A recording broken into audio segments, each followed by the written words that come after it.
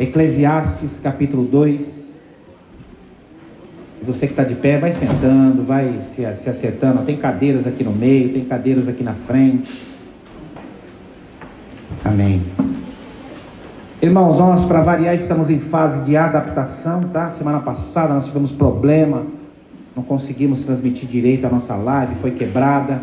Essa semana, dá uma olhada para essa câmera, olha que câmera bonita aí, ó, câmera profissional, irmãos. Aonde, pastor? Aqui, ó, no meio da igreja pendurada aí, ó. Aqui, ó, em cima da sua cabeça aí, Daniel, ó, aí, ó. Se fosse uma cobra aí, ia te pegar, hein, meu. Bonita, né, irmãos? Bonita, mas custou caro, irmão. 5 mil reais esse negocinho desse tamanho, cabe no bolso, ó. O tamanho de uma laranja, né? Mas precisávamos, né? Nós também fizemos uma reparação. Então, estamos fazendo, né? Uma reparação em todo o nosso som aqui. A molecada está aí desde sexta-feira mexendo, varando noite aí, instalando tudo, e ainda não está completo. Então, se você tiver algum problema aí, né? Aqueles que estão em casa nos assistindo, tiver algum problema na nossa transmissão, a gente acredita que a semana que vem o engenheiro de som vai estar aí para fazer o grosso aqui, né? O pesado a moçada está fazendo. Então, a semana que vem o engenheiro de som vai estar aí para ajustar tudo, para colocar tudo nos conformes, mas a gente está se adaptando, né? A outra câmera nossa estava dando muito problema, a gente estava tendo muita dificuldade. A gente comprou com supervisão, comprou por indicação, e ela não serviu aí durante 3 anos, mas começou a dar muito problema. E agora a gente precisou, foi necessário, né? Não podíamos fazer essa aquisição agora, mas foi necessário. E só para que você saiba, uma prestação de contas aqui, né? Entre essa câmera e mais tudo aquilo que a gente está fazendo aqui para o nosso som, a gente está gastando aí por volta de 10 mil reais, né? Para poder transmitir um som, para poder ter um som. Vocês viram que a semana passada aqui, enquanto eu pregava, né? Tinha um homem barbado atrás de mim aqui, desligando os fios, me puxando as minhas roupas aqui, porque o microfone que estava todo no jeito também não funcionou. Mas enfim, a gente está ajustando, está melhorando e graças a Deus. Eu quero dizer que isso é fruto, irmãos. Tudo que a gente tem experimentado, tudo que a gente está melhorando aqui, é fruto da sua fidelidade. Diga para a pessoa que está do seu lado, fala assim, olha, é fruto da sua fidelidade. Ah, pastor, eu não estou contribuindo, eu não estou dando nada. Aí, irmão, sinta-se constrangido. A gente não sabe mesmo, né? Então é um constrangimento seu e de Deus, né? Então isso é fruto da sua fidelidade, sabe, irmãos? Quando nós não somos, eu sempre digo isso aqui, sabe, Flávio? Nós não somos melhor do que ninguém, não. Somos não, viu, irmão? Não somos mais santos que ninguém, não somos melhores do que ninguém. Mas uma coisa nós somos, irmãos, nós somos zelosos. Nós temos, né? Eu como pastor e aqueles que administram, nós temos temor e tremor do Senhor. Então saiba que tudo aquilo que você investe aqui no reino de Deus é tratado com muito zelo, com muita responsabilidade, tá? Então, tudo que a gente tem experimentado aqui, eu sou muito grato a Deus, eu sempre digo isso, né? A gente não tem aqui um grande empresário, um grande salário, um grande dízimo entre nós, não. É gente simples, gente trabalhadora, gente que ganha na média, né? Mas graças a Deus a gente tem uma turma aqui que é fiel, uma turma que tem investido no reino de Deus e graças a Deus a gente tem podido fazer. Tem um monte de coisa ainda, falava agora com a Marisa, provavelmente a gente vai ter que começar, irmãos, não adianta, a gente vai ter que começar. A gente está vendo a aquisição, vocês sabem, nós temos um terreninho aqui do lado aqui, nós temos uma porta de metal. Quantos já viram essa porta de metal aqui que tem aqui do lado? E ali tem um monte de peça da loja aqui de cima, né? O estoque do cara.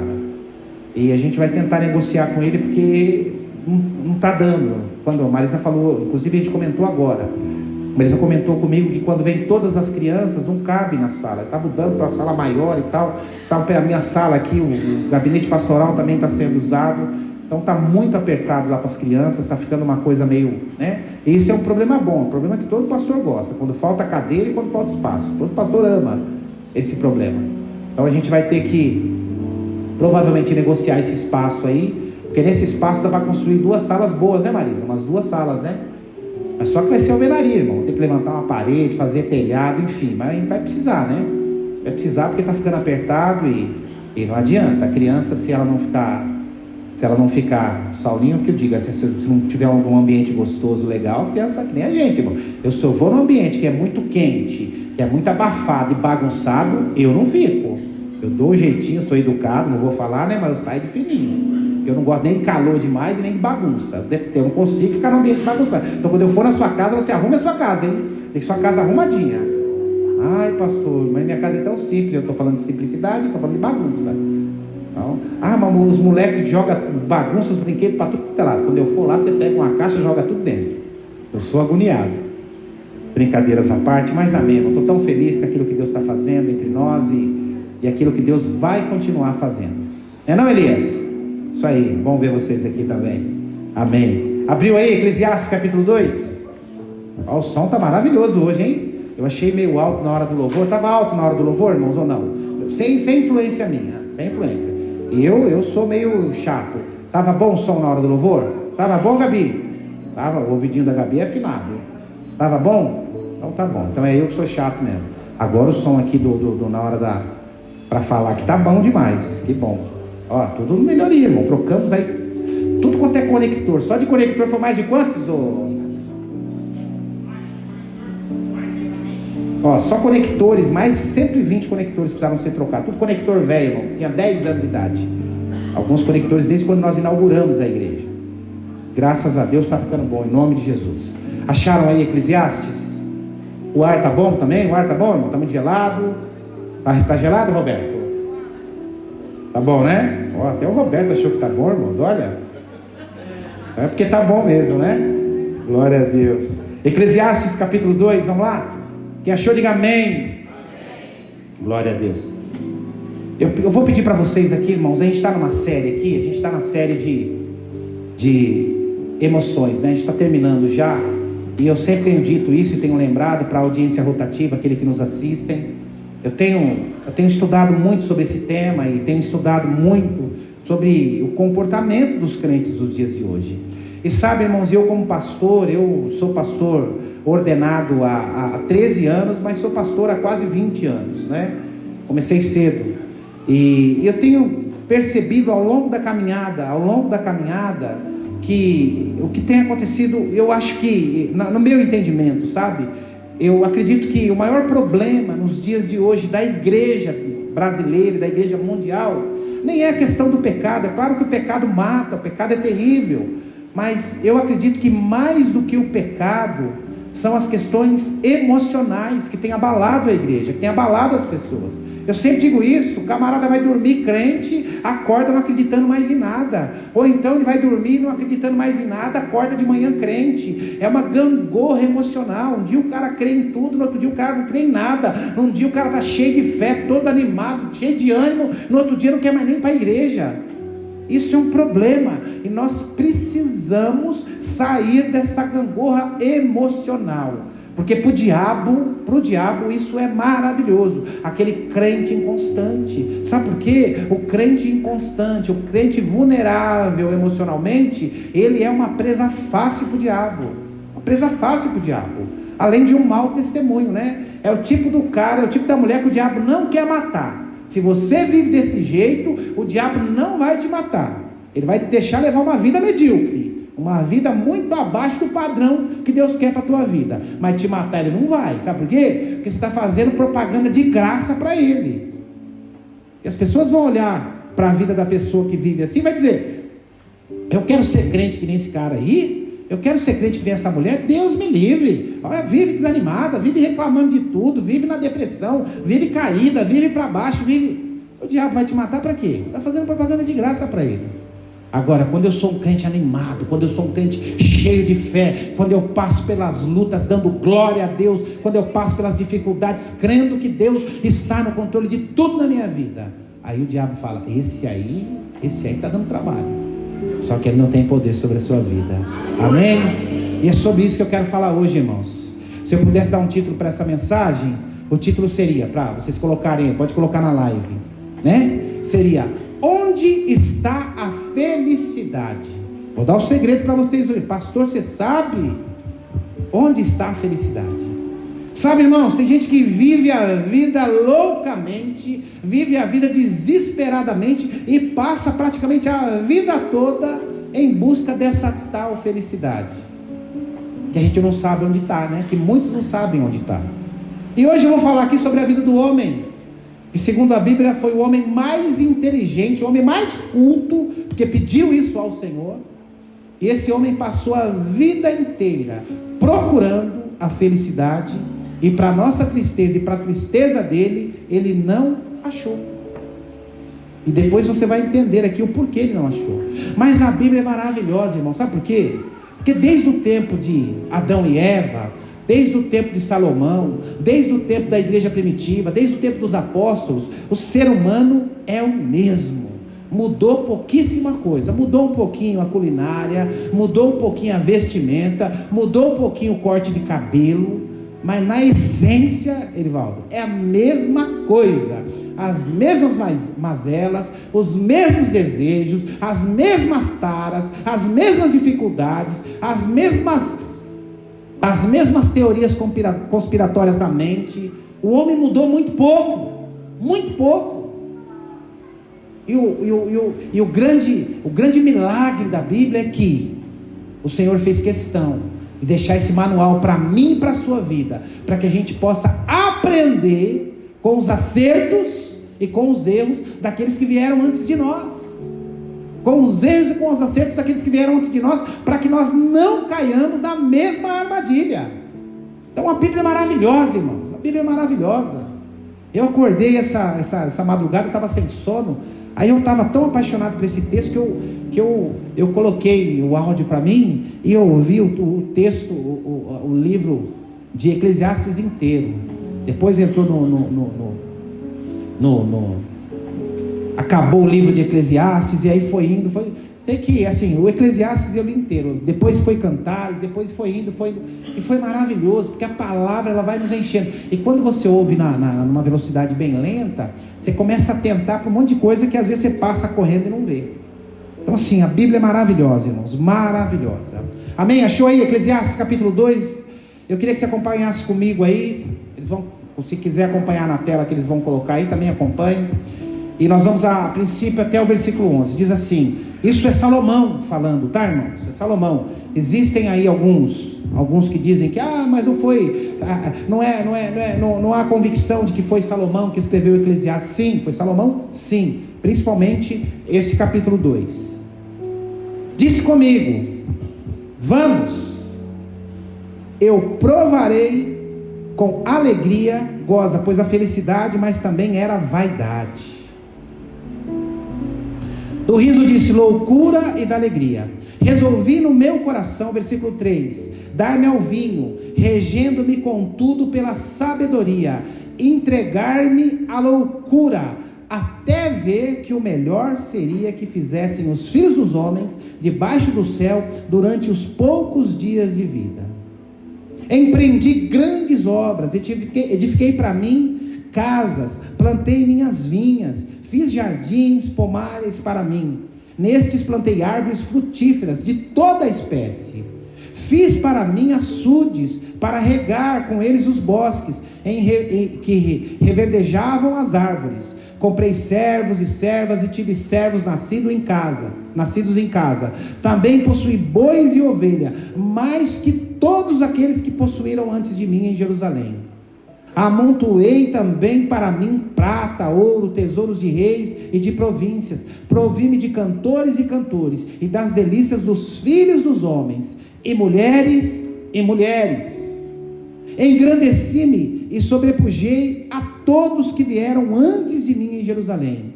Perseverou também comigo minha sabedoria. Tudo quanto desejou os meus olhos, eu não os neguei, nem privei o meu coração de alegria alguma, pois eu me alegrava com todas as minhas fadigas.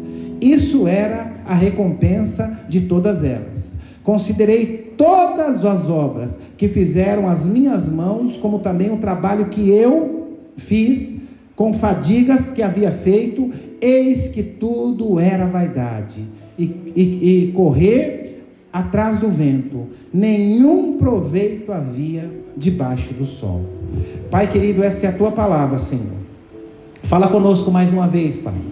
Fala conosco de maneira especial. Revela a tua palavra mais uma vez nesta manhã, para que possamos sair daqui, Senhor, renovados, cheios da tua palavra no nosso coração, e que possamos entender qual é a verdadeira felicidade, no santo nome de Jesus.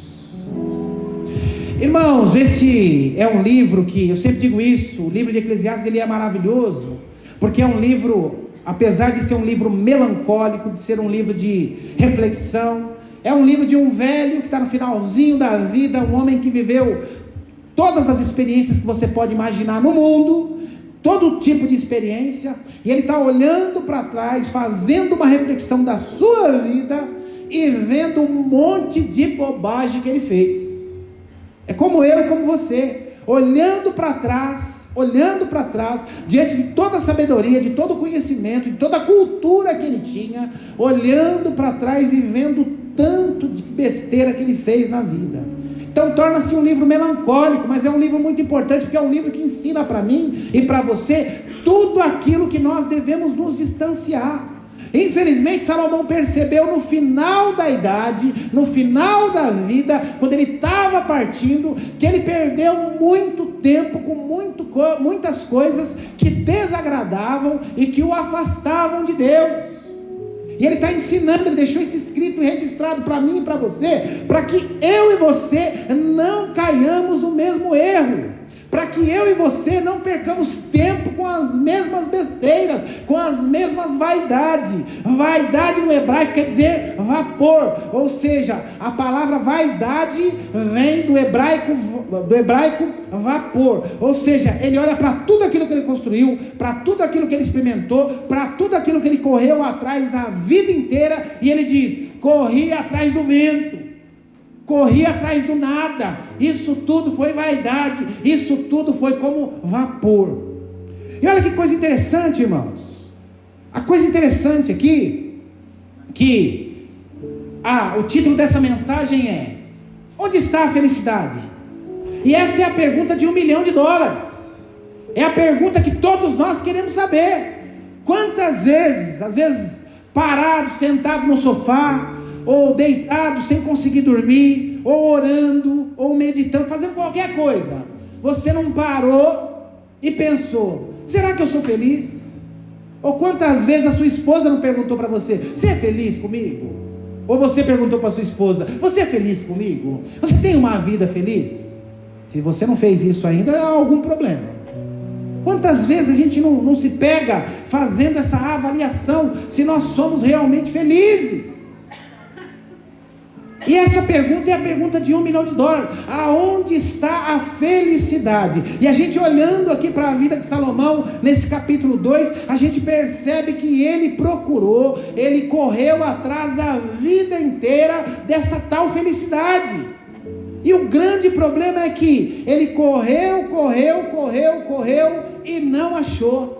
Mas como que ele não achou? Ele era o homem mais rico do seu tempo, ele era o homem mais famoso do seu tempo, ele era o homem mais culto do seu tempo. Se fosse nos dias de hoje, irmãos, ele era o top 1 na fama. Ele era o top 1, ele seria o homem mais conhecido de hoje. Mas ele correu, e ele não achou.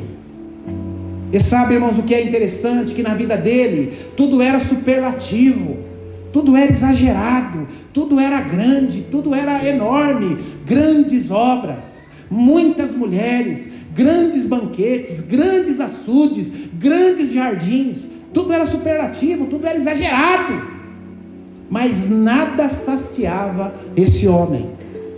E aqui ele elenca, ele é muito claro, ele é muito detalhista, ele elenca onde, em cada lugar, em cada fase da vida, ele foi atrás dessa felicidade. Ele elenca para mim e para você aqui, onde ele correu atrás dessa felicidade. E aí ele vai elencando aqui, coisa por coisa, tempo por tempo. E olha o que ele diz aqui, no versículo 3. Ele diz assim: resolvi no meu coração dar-me ao vinho, regendo-me contudo pela sabedoria, e entreguei-me à loucura.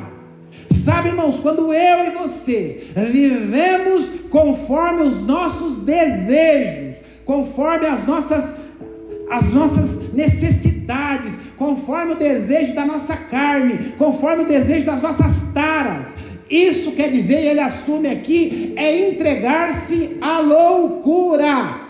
Muitos dos nossos desejos, muitas das nossas vontades, muito daquilo que nós desejamos fazer, vai de encontro àquilo que Deus não quer que nós façamos.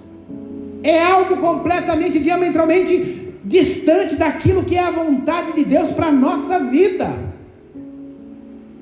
A maioria dos nossos desejos são desejos que nos afastam de Deus, vontades que nos afastam de Deus. Por isso que o homem e a mulher cheios do Espírito Santo, não são controlados por suas vontades da carne, mas são controlados pelo Espírito Santo de Deus. E aqui ele diz que ele se entregou à loucura, até ver o melhor, que seriam os filhos dos homens debaixo do céu, durante poucos dias da sua vida. Ou seja, ele olhou para a sua vida e diz: olha, a vida é curta, eu preciso curtir, os dias são poucos, eu preciso aproveitar. E sabe, irmãos, o grande problema aqui não é a busca da felicidade. Todos nós podemos buscar a felicidade, todos nós temos que correr mesmo atrás da felicidade, não há problema nenhum nisso, todos nós temos o desejo de ser feliz, e não há problema nenhum nisso.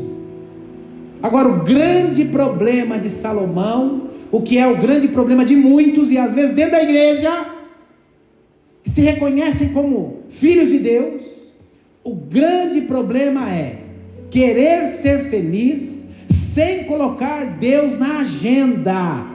Este é o grande problema. Salomão queria ser feliz, Salomão correu atrás da felicidade, mas sem colocar Deus na agenda de felicidade dele.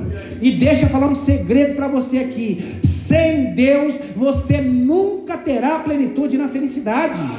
Ensine isso para os seus filhos, ensine isso para as pessoas.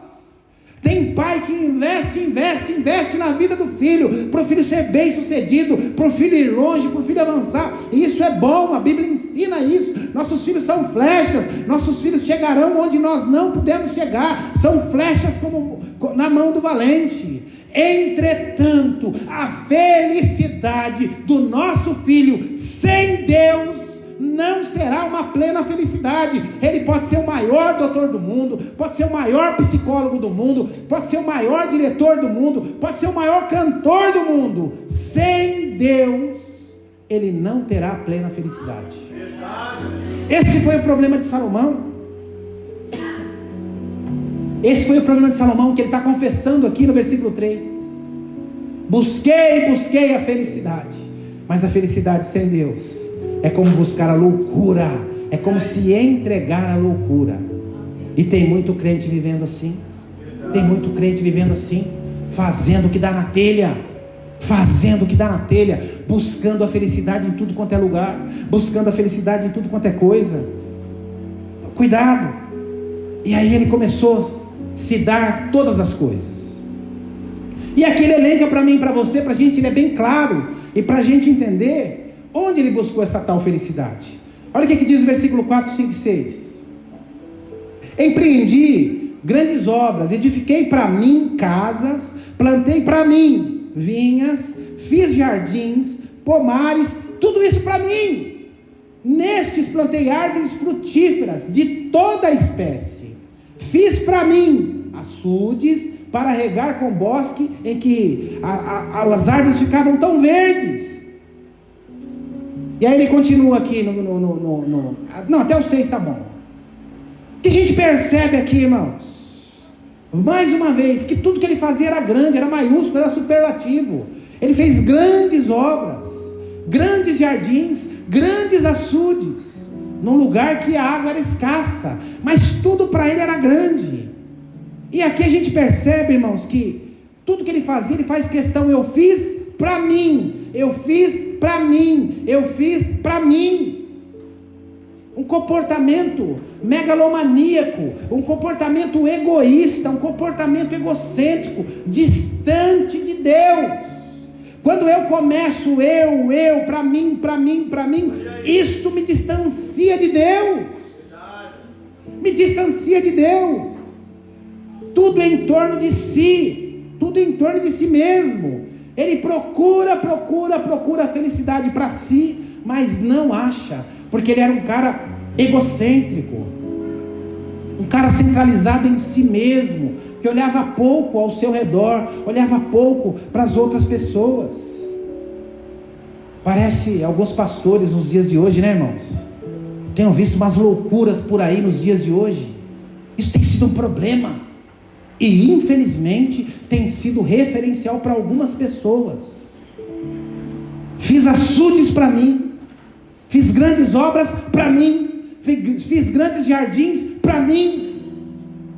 Olha, para mim,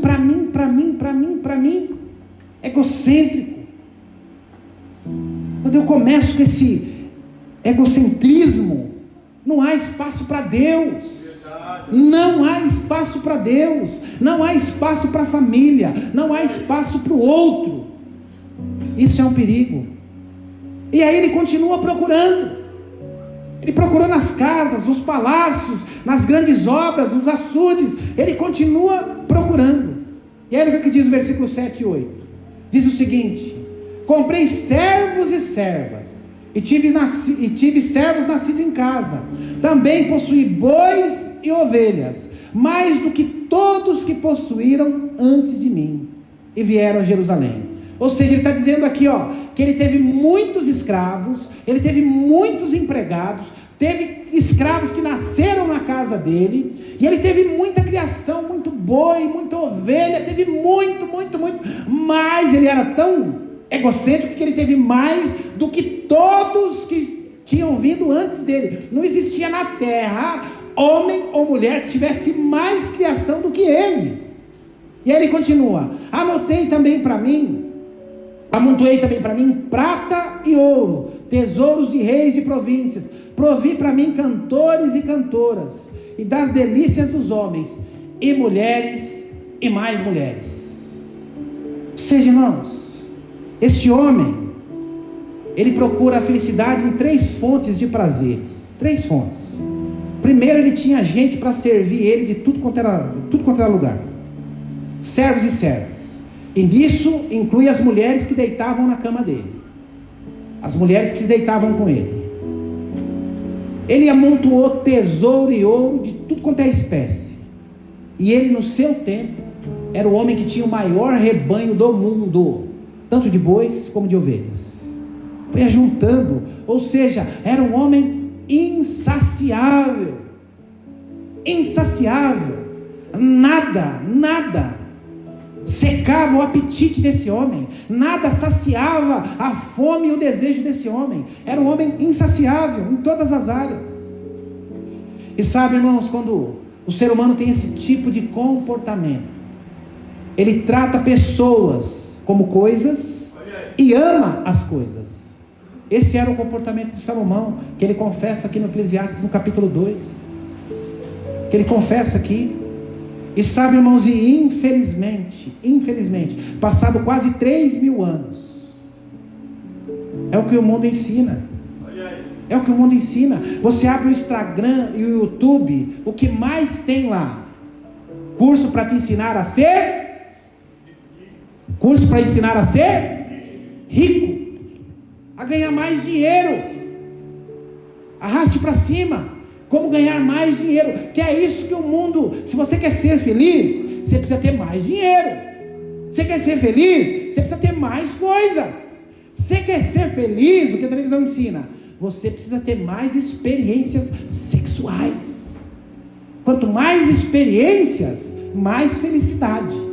Quanto mais mulheres, mais parceiros, mais parceiras, mais felicidade. É isso que nós deparamos todos os dias. É isso que a televisão, que os comerciais, que o mundo tenta nos enfiar a goela abaixo. E Salomão está dizendo aqui com toda a sua sabedoria: isso é tolice, isso é vaidade, isso é vapor, isso é como correr atrás do vento. Isso é como correr atrás do vento. Isso é como correr atrás do vento. Versículo 8, olha aqui, continuando aí, versículo 8. Olha o que ele diz: amontoei para mim ouro e prata, tesouros de todas as províncias, e provi-me de cantores e cantoras. Essas coisas não estavam satisfazendo ele. Aí o que ele faz? Ele tenta buscar a felicidade através da arte, através da música. Então ele promovia grandes banquetes, grandes festas, com os melhores cantores e as melhores cantoras que existiam naquele tempo em Israel. Ele buscava ali. Além disso, ele tentava buscar a sua felicidade através das mulheres.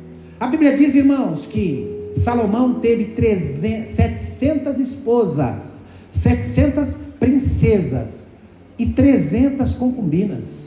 Você já pensou nisso? Ele tinha 1000 parceiras sexuais. Ou seja, as mulheres mais belas, mais bonitas da sua época frequentavam a sua cama. Agora, por que esse camarada não encontrou a felicidade? Porque isso está fora do padrão de Deus, irmãos. Isso está completamente fora do padrão de Deus. E deixa eu falar algo para você. Se você tem tido algum comportamento que está fora do padrão de Deus, isso vai te distanciar de Deus, e isso vai te trazer tristeza. Porque o padrão de Deus é um parceiro para cada parceira, uma parceira para cada parceiro, e até que a morte o separe. Então esse homem vivia uma vida completamente desequilibrada. O mundo grita para mim e para você todos os dias: olha, quanto mais parceiros, quanto mais experiências, mais feliz você será. Mentira! Pode até ter uma alegria momentânea, mas lá na frente te arrebenta emocionalmente. E Salomão não ligou para essas coisas. Salomão curtia a vida doidado. Teve mais de 1000 mulheres, e no final da vida ele percebe que não teve nenhuma. Amou mais de 1000 mulheres, e no final da vida ele percebe que não amou nenhuma. Quanto mais prazer eu busco em todas as áreas, quanto mais prazer eu busco, mais vazio. Essa que é a grande verdade. Quanto mais prazer o ser humano busca, mais vazio ele se sente. Mas ainda ele não estava satisfeito diante de todos esses caminhos em que ele buscou a felicidade, que ele tentou alcançar a felicidade. Ele tenta buscar a felicidade, e esse é um grande problema para mim e para você. Talvez em tudo que eu elenquei aqui não seja problema para você. Ah, pastor, eu nunca busquei riqueza. Ah, pastor, eu nunca busquei parceiros e parceiras. Ah, pastor, eu não me encaixo nestas coisas todas. Ah, pastor, eu nunca busquei na alegria mundana. Não. Mas olha só como o diabo é sutil, irmãos, e talvez isso se encaixe na sua vida. Olha o que diz versículo 9. Ele buscando, e até aqui não tinha encontrado. Mas olha o que diz o capítulo 9. Engrandeci-me e me sobrepujei. Ou seja, ele quis ser grande, sobrepujou sobre todos que vieram antes dele. Ou seja, agora ele está buscando a felicidade no reconhecimento. Olha aí. Deixa eu falar algo para você, irmãos, que muitas vezes é difícil a gente ouvir. Deixa eu falar algo para você. Muitas vezes, e na maioria das vezes, você não vai ser reconhecido por aquilo que você faz, por aquilo que você ofereceu, na grande maioria das vezes. Ah, pastor, mas eu fiz tanto, eu nunca fui reconhecido. Bem-vindo ao clube. Ah, pastor, mas eu faço tanta coisa, mas meu marido não reconhece. Ah, pastor, mas eu trabalho que nem um cavalo, não falta nada, a minha esposa não reconhece. Bem-vindo ao clube. Pastor, eu dou a vida pelos meus filhos e eles não reconhecem. Bem-vindo ao clube. Pastor, na célula eu faço tudo na célula. Você vai lá, eu faço coxinha, eu faço bolinho, eu faço brigadeiro, eu faço pratinho para eles levarem para casa quando acaba a célula. Aí sabe o que acontece, pastor? Na noite que está frio não vai ninguém. Bem-vindo ao clube. Você que busca reconhecimento, deixa eu falar um negócio para você. Você é um sério candidato a sofrer nesse mundo. Não pare com isso. Pare com isso. O nosso reconhecimento vai ser na glória. É lá que nós precisamos ser reconhecidos. É lá que nós precisamos ser reconhecidos. O que você faz aqui, isso vai acumulando galardão para você lá no céu. É lá que seremos reconhecidos. E o que ele faz aqui? Ele busca reconhecimento. Ele começa a olhar para trás. Todos que vieram antes dele, até seu pai, começa a olhar para trás. Ele começa a perceber que ele pode ser o maior de todos. Ele se torna o maior de todos. Mas sabe, irmãos, o problema mais grave disso tudo, ele já era o top 1, ele era o mais rico, ele era o mais culto. Mas tudo isso tinha sido por providência divina. O Senhor o concedeu. O Senhor deu para ele. Mas o que acontece aqui? Ele diz, na continuação do texto, ele diz assim: engrandeci-me e sobrepujei todos que vieram antes de mim em Jerusalém, e perseverou também comigo a minha sabedoria. Ou seja, o meu engrandecimento, a minha sabedoria. Em nenhum momento aqui ele cita Deus. Ele diz: eu me engrandeci. Não foi Deus que me engrandeceu, eu me engrandeci. A minha sabedoria, não foi a sabedoria de Deus. Ou seja, abandonou a Deus. Não havia reconhecimento daquilo que ele estava experimentando, de onde Deus o colocou. Não, eu, para mim. Ou seja, e quando eu tenho esse tipo de comportamento, quando eu vivo desta forma, não há espaço para Deus. Não há espaço para Deus. E aí a gente olha para a vida dele, quando ele diz: entreguei-me à loucura. Louco mesmo, porque onde está Deus na vida dele? Onde está Deus? Sabe, irmãos, esse tipo de comportamento é daqueles que acham que não precisam de ajuda. Que não precisa de ajuda. É aquele típico que, quando alguém vai dar o conselho, alguém vê que você está entrando numa enrascada, você enche o peito e diz assim: eu sei o que eu estou fazendo. Eu sei o que eu estou fazendo. Você está vendo que o sujeito está entrando num buraco. Você está vendo que ela vai se estrepar. Mas ele enche o peito e diz: eu sei o que eu estou fazendo. Salomão tinha esse tipo de comportamento. Esse tipo de comportamento. Além de querer ser reconhecido. Prepare-se, irmãos. Prepare-se. Porque os grandes homens de Deus, são pouco citados na Bíblia. A Bíblia fala tão pouco de alguns homens. A gente lembra de alguns homens aqui que são citados na Bíblia, e muitas vezes a citação dele na Bíblia é uma citação, um exemplo de Tomé. Tomé é citado como aquele que duvidou de Cristo. Se eu puder enfiar o dedo, e Cristo chega para ele: então enfia o dedo aqui. A gente não sabe, irmãos, que Tomé foi um grande apóstolo. Ele foi para aquela região ali onde é a Índia hoje e pregou o evangelho ali até morrer. A Bíblia não cita isso. E tantos outros homens. A Bíblia fala tão pouco de Lucas. E Lucas que escreve ali todos os Atos dos Apóstolos. Enfim, tantos outros. Mas por quê? Porque eram homens que não buscavam reconhecimento. Então cuidado com isso. Pastor, ninguém lembrou de mim. Mas ninguém me agradeceu. Mas ninguém falou meu nome. Mas ninguém me citou. Mas na hora lá. Cuidado com isso, irmãos. Cuidado com isso. Não deixa o diabo entrar nessa brecha, não. Principalmente dentro da igreja. Isso é um perigo. Mas citou o nome de fulano, não citou o meu. Mas reconheceu Beltrano, não reconheceu Ciclano. Cuidado com isso. Verdade. Esse foi um dos maiores problemas de Salomão, e ele está dizendo aqui: cuidado com isso.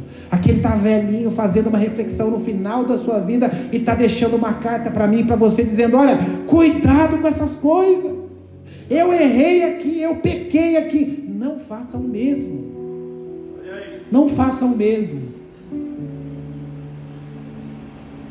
Mais uma aqui que ele buscou. Ele buscou a felicidade na insensatez. Olha o versículo 10, o que diz? Tudo quanto desejou os meus olhos, eu lhes entreguei. Nem privei o meu coração de alegria alguma, pois eu me alegrava com todas as minhas fadigas. Você já pensou na loucura, irmãos? Para mim, para você, essa é uma dificuldade um pouco mais simples. Sabe por quê? Porque a gente não tem o dinheiro que Salomão tinha, a gente não tem o poder que Salomão tinha. E ele está dizendo aqui o seguinte, que tudo aquilo quanto os olhos dele via e desejava, ele tomava posse para si. Se ele via uma mulher bonita, ele falava, vai ser minha. Se ele via um lugar bonito, ele ia e comprava. Se ele via alguma coisa que ele tinha desejo, ele ia lá e possuía aquilo. Mas isso é loucura. Isso é loucura. Porque volto a dizer aquilo como eu comecei a mensagem, a grande maioria dos nossos desejos, das nossas vontades, vão contra a vontade de Deus sobre a nossa vida. Agora ele diz aqui que tudo aquilo quanto o coração dele desejava, tudo aquilo quanto os olhos deles desejavam, ele ia e possuía. Olha que loucura! Se entregou à insensatez. Agora, ele sabia disso. Olha o que diz, volte uma página lá. Eclesiastes 1, versículo 8. Todas as coisas são canseiras, tais que ninguém pode exprimir. Os olhos não se fartam de ver, e nem se enchem os ouvidos de ouvir. Ele sabia que os olhos deles não se fartariam, que os olhos dele não se fartariam nunca de desejar as coisas. Ele sabia disso. Ele escreveu lá no capítulo 8, no capítulo 1, no versículo 8, ele sabia disso, que quanto mais coisas os olhos dele desejassem, quanto mais coisas ele visse, mais ele ia desejar, mas mesmo assim, mesmo sabendo disso, tudo aquilo quanto ele desejava, ele ia lá e possuía. Uma vida de insensatez, uma vida louca, vontades, desejos que não agradavam, ou melhor, o distanciavam de Deus. Agora, sabe, irmãos, eu e você, precisamos tomar muito cuidado de como está a nossa vida, esse é um texto que eu preciso ler, que eu preciso digerir, que eu preciso refletir e fazer uma análise, um balanço de como está a minha vida. Você vive conforme os seus desejos? Você vive conforme as suas vontades? Uma vez um irmão falou para mim, falou assim, pastor, eu só faço o que eu tenho vontade, o que eu não tenho vontade eu não faço não. Eu falei, tá bom, irmão, você só precisa se converter, aí fica zerado. Misericórdia, irmãos, misericórdia. Eu posso confessar um pecado aqui? Eu tenho dia que eu estou cansado, que eu não quero nem ir para a igreja, eu quero ficar na cama dormindo, eu prego aqui em cima, irmãos, eu saio daqui morto, eu perco peso, eu perco energia, eu só quero cama, desgasta demais. Mas muitas vezes eu saio daqui, eu tenho compromisso, eu não quero ir, eu estou mais bagaçado, mas eu tenho que ir. Na segunda-feira eu quero ficar na cama até meio-dia, quero descansar, mas não, tenho que trabalhar. Agora imagine se eu fosse viver, fazer só aquilo que eu tenho vontade, eu não tenho vontade de me exercitar. Tem gente que adora ficar puxando ferro, eu detesto, mas eu faço o que precisa. A minha vontade é só comer gordura e doce, é o que é bom. Ou não é? Estou mentindo, irmãos? O que é bom, é gordura e doce, coisa gorda e coisa doce. Mas vai comer só coisa gorda e coisa doce, vai se estrupiar. O que a gente tem que comer? Comida com pouco sal, comida magra, moderar no doce, porque senão a gente parte cedo. Agora imagina aqueles que vivem de maneira louca, somente regido pelas suas vontades, no final da vida vão perceber que correr atrás do vento. E Salomão está nos ensinando isso aqui. Loucura, aqueles que vivem segundo os seus próprios desejos, vivem uma vida louca, vivem uma vida distante de Deus, e nós precisamos fugir disso. Quanto mais eu vivo as minhas vontades, quanto mais eu vivo as minhas loucuras, os meus desejos, mais distante eu ando de Deus. E Salomão nos ensina isso: entreguei-me à loucura, entreguei-me às minhas vontades, entreguei-me aos meus desejos, e isso o distanciou de Deus. Isso o distanciou de Deus. E por último aqui, para a gente concluir, que é um outro problema nosso, irmãos, para a nossa realidade. Olha o que ele diz na parte B do versículo 10. Todas as minhas fadigas, eu me alegrava com todas as minhas fadigas, e isso era para mim recompensa de todas as dificuldades. O que ele está dizendo aqui? Eu tinha muito problema, eu tomava conta de um reino problemático. Quantos têm problemas aqui? Deixa eu ver. Na família, no trabalho, na saúde, no dia a dia. Quantos? Graças a Deus. Tem alguns ali iluminados que não tem, irmão. Um dia a gente vai chegar nesse nível. Um dia a gente chega nesse nível de iluminação. Deixa eu perguntar de novo. Deixa eu ver se de repente eles estavam distraídos. Quantos têm problemas aqui? Amém. Ainda tem alguns iluminados, mas amém. A gente chega nesse nível. É só a gente orar mais. Todos nós temos problemas. Mas o que Salomão diz aqui, irmãos? Que ele diz que eu tinha muito problema, muita fadiga, e isto era uma forma de recompensa. Então ele está dizendo aqui: eu mereço, pastor, eu tomo umas biritinhas lá, porque pastor, ninguém é de ferro. Pastor, eu dou uma puladinha de cerca, porque ninguém é de ferro. Pastor, eu tenho um acertinho lá na minha firma, que eu pego por fora ali. Ninguém é de ferro, né, pastor? A vida está difícil, então o cara me dá um por fora ali, ninguém é de ferro. O que Salomão está dizendo aqui é o eu mereço. Cuidado com isso, irmãos. É a coisa que a gente mais ouve em crise de casal. Quando você senta para um casal que está em crise, pensando em separar, é o que a gente mais ouve. Eu mereço ser feliz, eu não mereço passar por isso, eu mereço uma vida melhor, eu mereço um homem melhor, eu mereço uma mulher melhor, eu não mereço. É o que a gente mais ouve. Cuidado com o que você merece.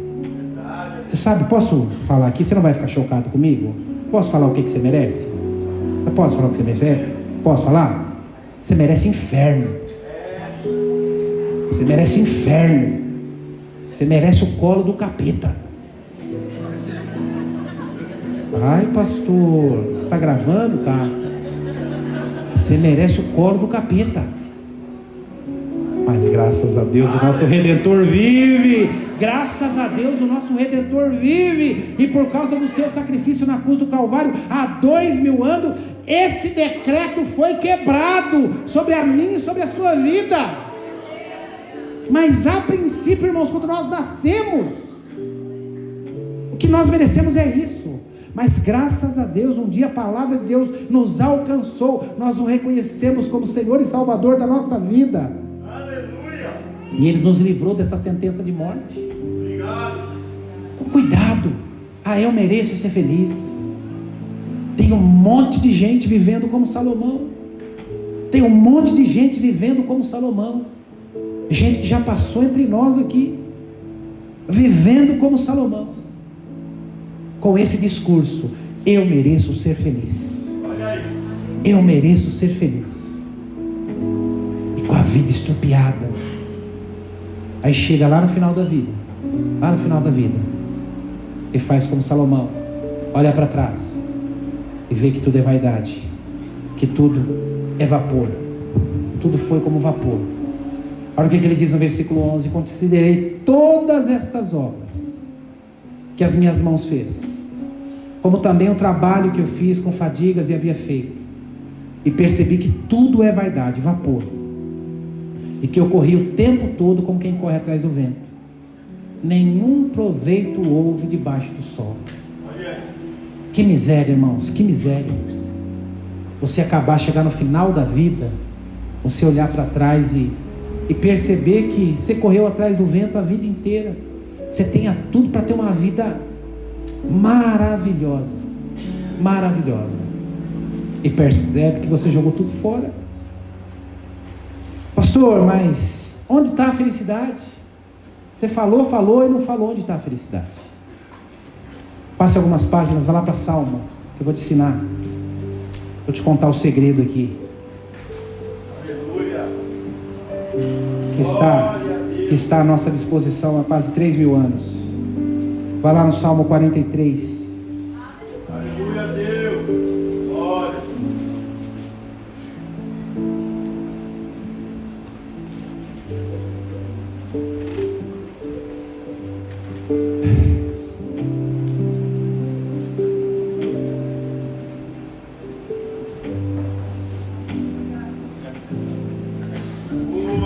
Versículo 4 diz assim: então irei ao altar de Deus, que é a minha grande,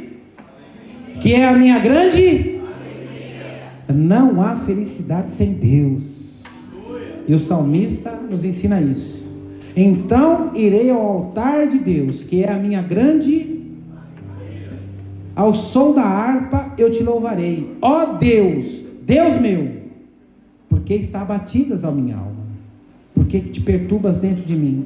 Espera em Deus, pois ainda louvarei a Ele, meu auxílio, Deus meu. Você quer felicidade? Você quer achar felicidade? Não há outro caminho, irmãos, se não for em Deus. Sua alma está abatida, você não conseguiu atingir a alegria plena, é que talvez esteja faltando Deus aí. Não é o carro, não é a casa, não é trocar de mulher, não é trocar de marido, não é mudar para outra cidade. O que está faltando aí, ó, é Deus. Amém? Vamos ficar em pé, eu quero orar com você.